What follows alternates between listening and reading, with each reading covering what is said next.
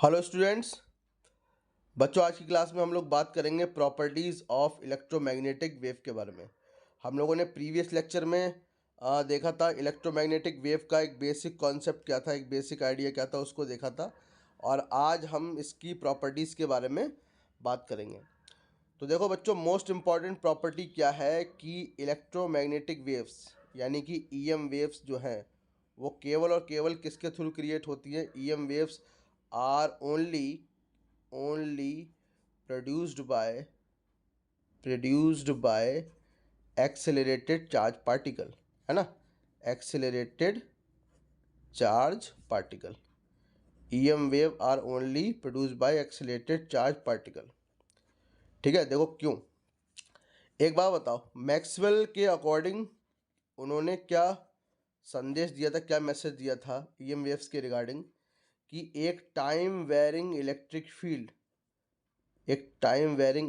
Field जो है बच्चों, वो किसको क्रिएट कर सकता है। एक टाइम वेरिंग मैग्नेटिक फील्ड को क्रिएट कर सकता है ना।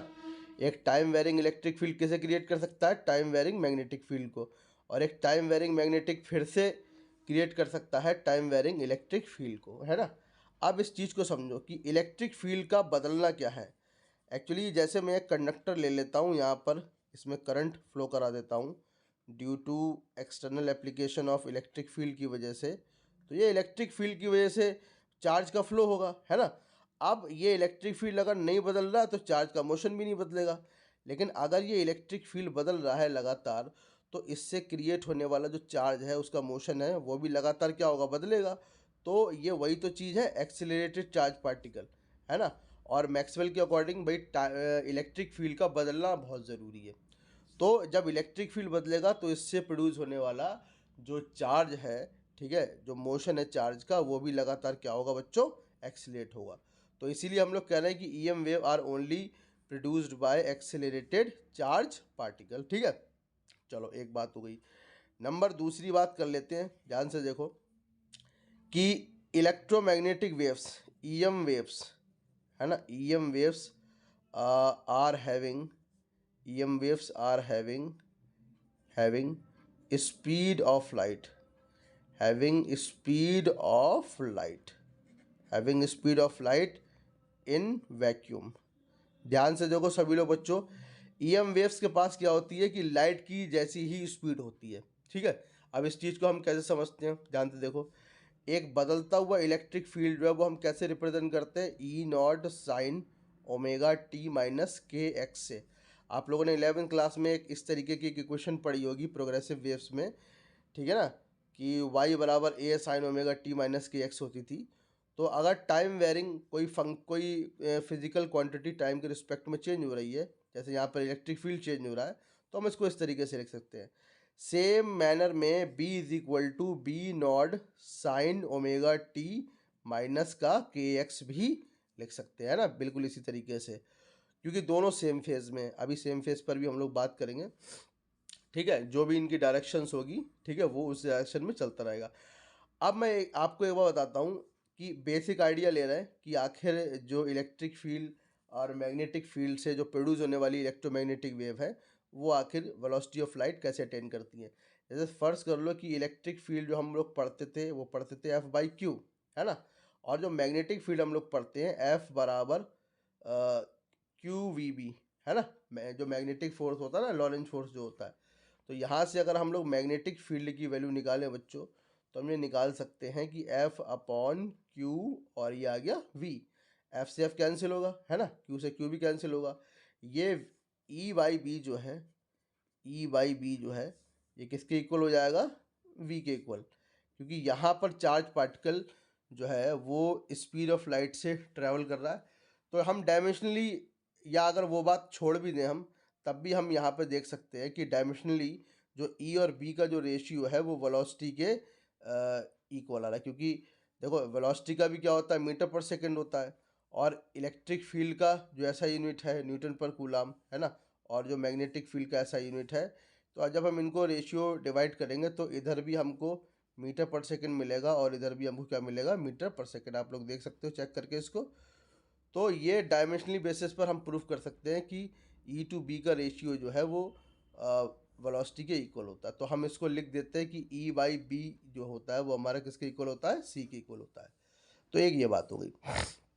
तीसरी बात बच्चों ये हो गई कि इलेक्ट्रोमैग्नेटिक वेव जो है उनके लिए electromagnetic wave do not requires, इनको ज़रूरत नहीं होती है, do not required any medium, किसी मीडियम की ज़रूरत नहीं पड़ती है। मीडियम है अगर तो गुड है, और अगर नहीं है तो वेल एंड गुड है।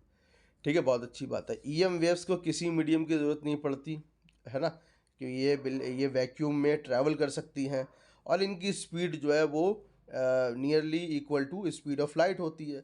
तो हम ये भी कह सकते हैं कि जो लाइट वेव्स हैं हमारी, जो लाइट वेव्स हैं वही हमारी ईएम वेव्स भी होती हैं। कॉन्सेप्ट क्लियर हो गया?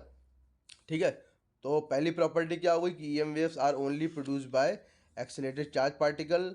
दूसरी प्रॉपर्टी हो गई कि EM wave are having speed of light in vacuum, है ना। तीसरी प्रॉपर्टी क्या हो गई कि EM wave do not requires any medium, किसी भी मीडियम की आवश्यकता नहीं होती, और लाइट वेव्स जो है वही हमारी क्या है, ईएम वेव्स हैं।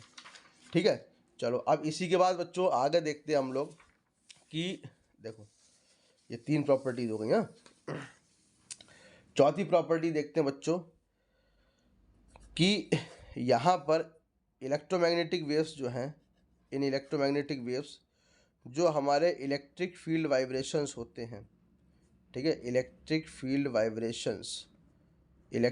वाइब्रेशंस जो हैं हमारे, एंड मैग्नेटिक फील्ड वाइब्रेशंस जो हैं, मैग्नेटिक फील्ड वाइब्रेशंस, चाहे इलेक्ट्रिक फील्ड वाइब्रेशंस हो चाहे मैग्नेटिक फील्ड वाइब्रेशंस जो हैं हमारे, both are in same phase, both are in same phase. अभी इसका मतलब भी समझाऊंगा मैं आपको, तो ध्यान से देखो बच्चों।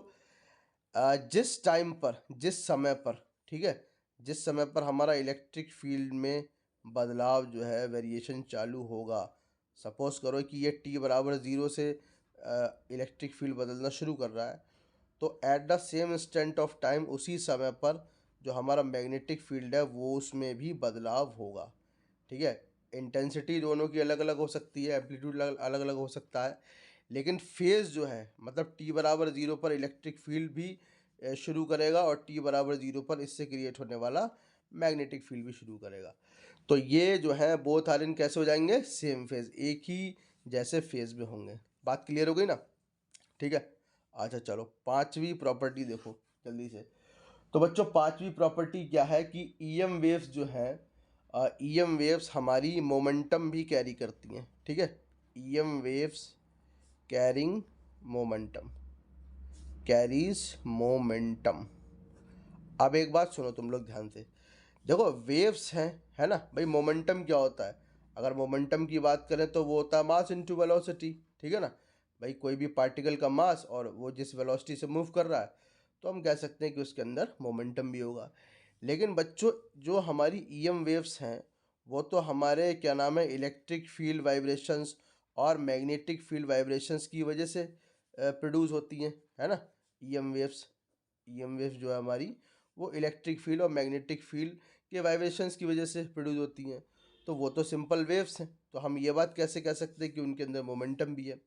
तो देखो ऐसा है ना कि हम लोगों ने ड्यूल नेचर ऑफ मैटर में पढ़ा है कि जब भी एक सूटेबल फ्रीक्वेंसी ऑफ लाइट, है ना, किसी भी मेटल सरफेस पर पड़ती है, तो वो मेटल सरफेस से इलेक्ट्रॉन को इजेक्ट करने लगती है। तो ध्यान से देखो, ये इलेक्ट्रॉन जो है वो आखिर इजेक्ट क्यों हो रहा है?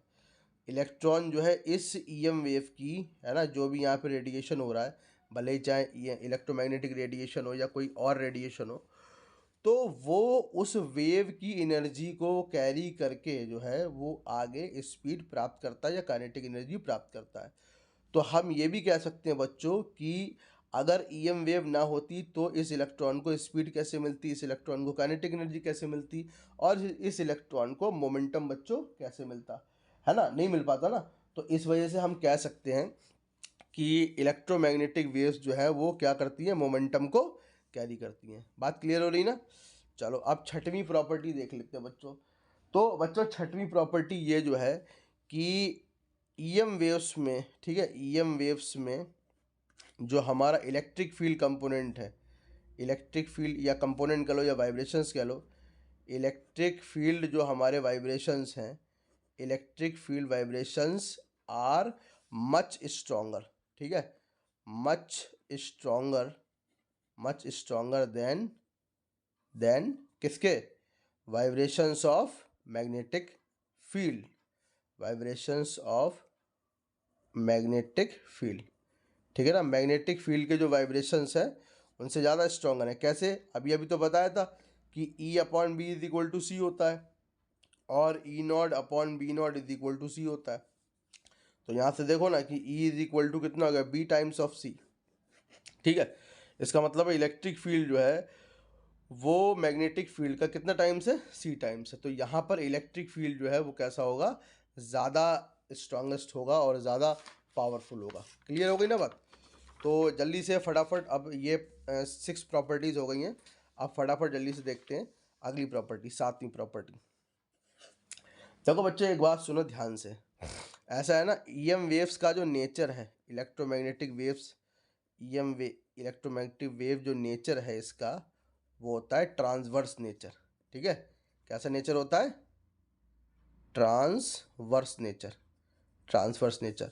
एक बार बता देता हूँ ट्रांसवर्स नेचर, ध्यान होगा, ठीक है, कि ये प्रोपागेशन की डायरेक्शन है, propagation of wave, propagation of wave, wave के बढ़ने की दिशा है, और वेव के बढ़ने की दिशा है, और इसके जो पार्टिकल्स होते हैं वो कैसे कंपन करते हैं, कैसे वाइब्रेशन करते हैं, जो वेव की डायरेक्शन है ना बढ़ने की, उसके परपेंडिकुलर जो है वो कंपन करते हैं।